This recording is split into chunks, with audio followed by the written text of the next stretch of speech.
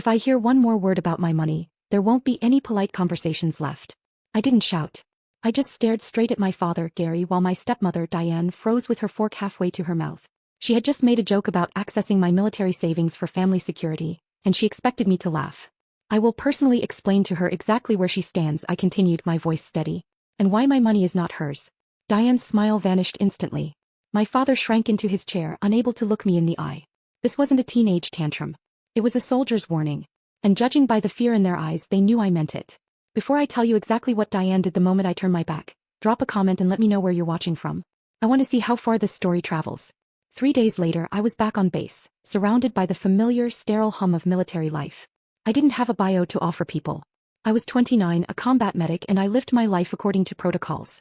Assess, stabilize, evacuate. Panic was a luxury I couldn't afford in the field, and I certainly wasn't going to indulge in it when dealing with my finances. I sat on the edge of my bunk, laptop open, running my weekly audit. Most people checked their social media first thing in the morning. I checked my credit report. It was a habit born from distrust, a survival mechanism honed over years of living in a house where privacy was a suggestion, not a right. Everything looked normal until I scrolled to the bottom of the recent inquiries list. There was a single line item that stopped my breath. A hard money lender, the kind that charged predatory interest rates and didn't ask too many questions, had run a credit check on me 48 hours ago. I didn't scream. I didn't throw the computer across the room. I picked up my phone and dialed my father. Gary, I said when he answered, skipping the pleasantries. Why is a high-risk lender running my credit? Batya, he stammered, his voice thick with that specific kind of nervous exhaustion he always wore around Diane. It's nothing. Just Diane was looking into some investment options. He probably just clicked a wrong button online. You know how she is with computers. He was lying. I could hear it in the pitch of his voice, the way he rushed the explanation. Diane wasn't bad with computers. She was calculating.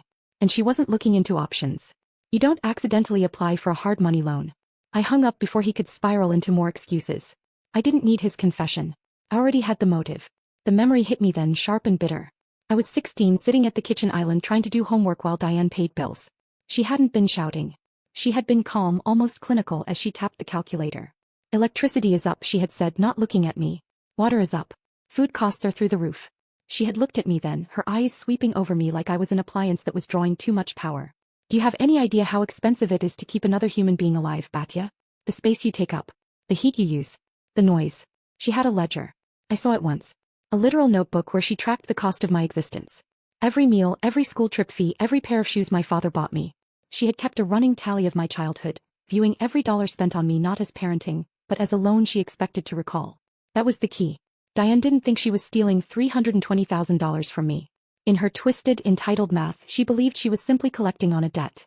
She thought I owed her for the inconvenience of my survival. I looked back at the screen at the inquiry from the lender. This wasn't just greed. It was a billing statement. She was coming to collect, and she was using my father as the delivery system. I closed the laptop. The anger in my chest was cold, heavy, and useful. I wasn't going to call her. I wasn't going to argue about how much water I used in high school. I was going to find out exactly how deep she had dug this hole, and then I was going to bury her in it. I didn't call the lender. I didn't waste time on hold listening to elevator music and explanations. I went straight to their web portal. The site was slick, aggressive, the kind of interface designed to get you to sign your life away in 3 clicks or less. I typed in my own email address. The system recognized it immediately, prompting me for a password I had never created. Diane had been thorough, but she had also been arrogant. She had used my real email address to make the application look legitimate, assuming I would never check, or perhaps assuming she could delete the notifications before I saw them. But she had made one critical error. She couldn't change the recovery method without my phone. I clicked forgot password. 3 seconds later my phone buzzed. I entered the code, reset the login, and the digital doors swung open. I was in. The dashboard was a horrifying testament to her greed. There was, in bold green letters, loan approved. Amount $50,000. Status, pending disbursement. I clicked on the Documents tab. I didn't look at the interest rate. I already knew it would be criminal. I was looking for something else. In every digital transaction, there is a ghost in the machine, a metadata log that tracks exactly where and when a signature was applied. It's called an audit trail, and most amateurs don't even know it exists. I opened the certificate of completion. It was a detailed log of every interaction with the document. I scanned down to the signature line. Signed by Batya, it claimed. But right next to the timestamp was the smoking gun, the IP address. I didn't need to run a trace. I recognized the number string immediately. It was the same static IP address I had set up for my father 3 years ago to help him manage his smart home devices. The timestamp read October 14th, 2:15 p.m. On October 14th, I was 5,000 miles away in a field hospital, patching up a 19-year-old corporal who had taken shrapnel to the leg. I wasn't signing loan documents in my father's kitchen. I was scrubbing blood out from under my fingernails. Diane hadn't just forged a signature. She had left a digital fingerprint that placed her at the scene of the crime. I didn't feel the sting of betrayal anymore. That part of me had burned out the moment I saw the credit inquiry. Now I just felt the cold, hard satisfaction of a hunter who has found the blood trail. I downloaded the PDF. I took screenshots of the dashboard. I exported the IP logs. Then I changed the password again, locking Diane out of the account she had created in my name.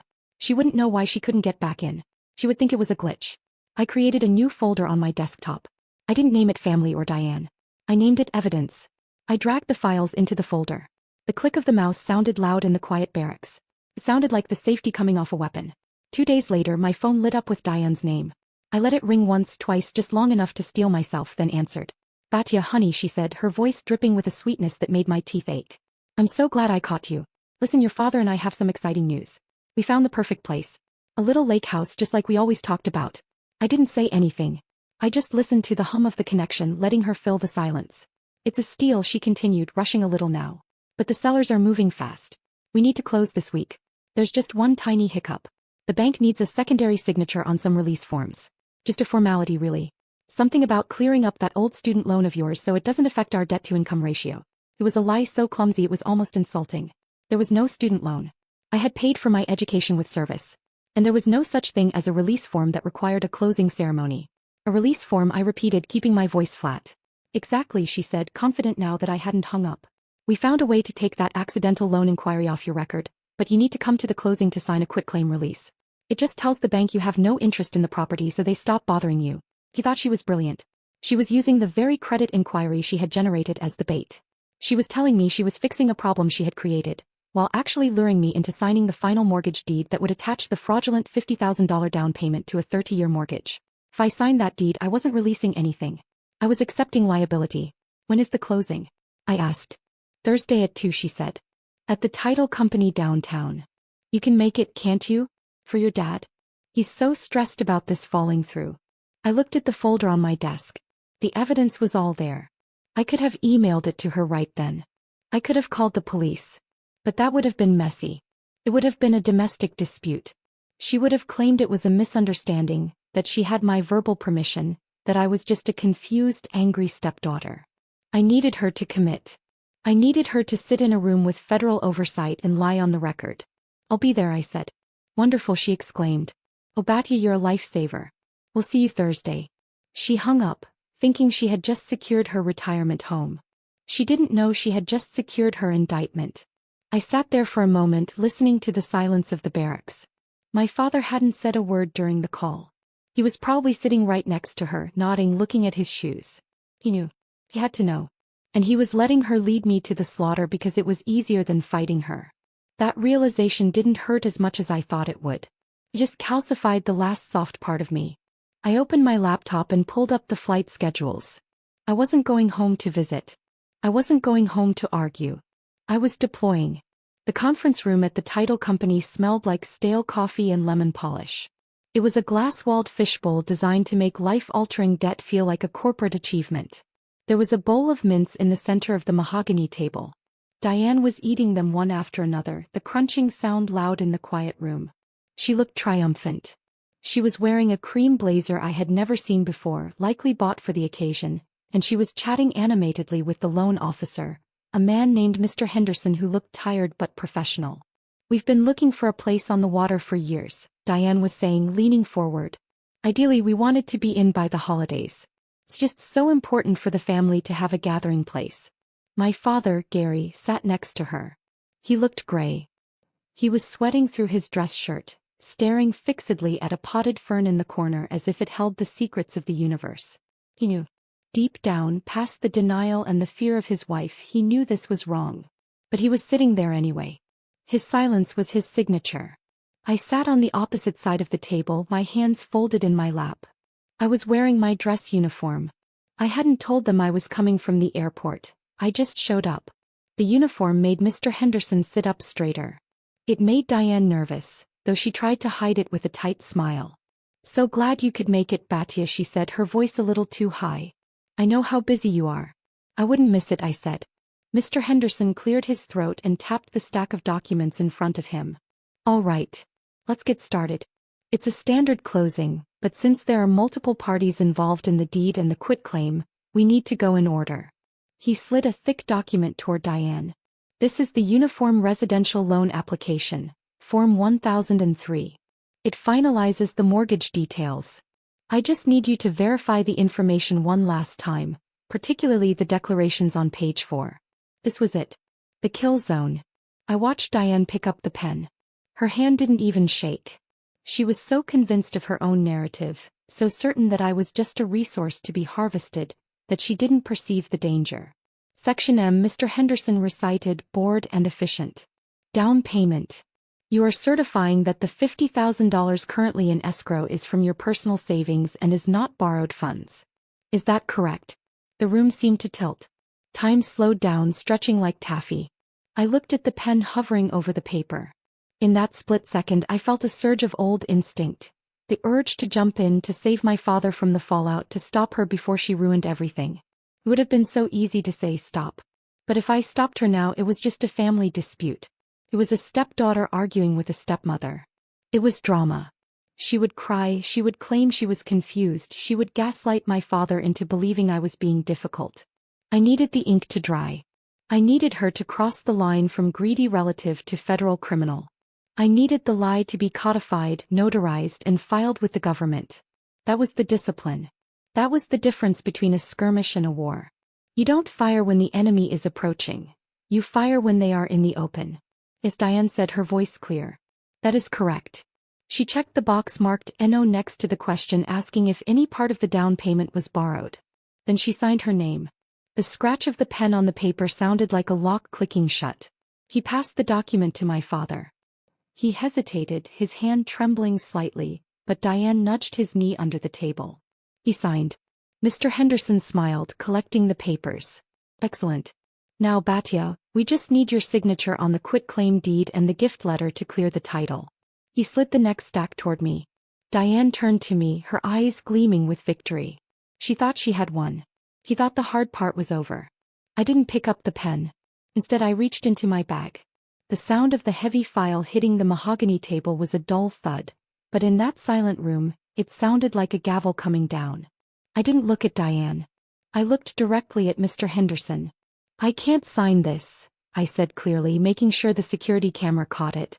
That is not my signature on the down payment check, and I never applied for this bridge loan.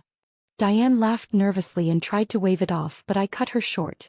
I slid the file to Mr. Henderson. This is a notarized affidavit of identity theft filed with the FTC this morning. Beneath it is the lender's own forensic audit trail. His smile vanished as he opened the file. The audit shows the electronic signature originated from an IP address registered to Gary and Diane Miller on October 14 at 2:15 p.m. I turned to my father. He looked sick. On that date I was deployed in a combat zone. My orders and flight records are included. Diane exploded, accusing me of lying, but Henderson stopped her. He flipped through the documents, saw the IP logs, the affidavit, and the federal form Diane had just signed, perjuring herself.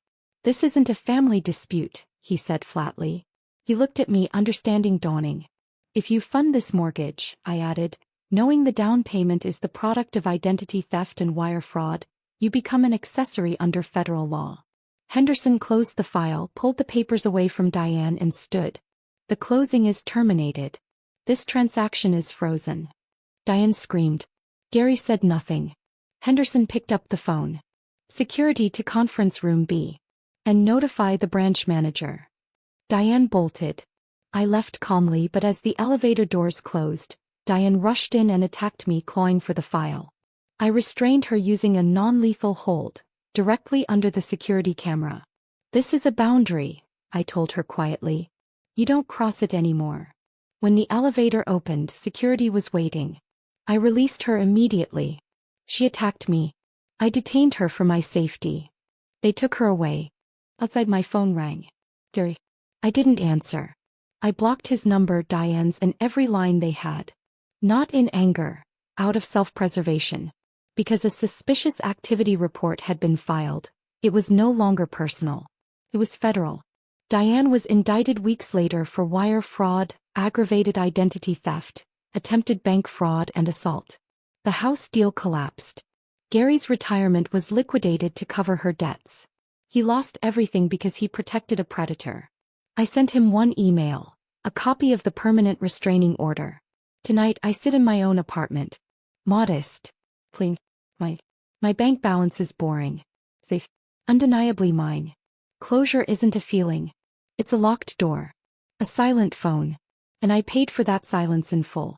If you've ever had to protect yourself from the people who should have protected you, leave a heart. And if you want to see how the court case ended, subscribe. This isn't over.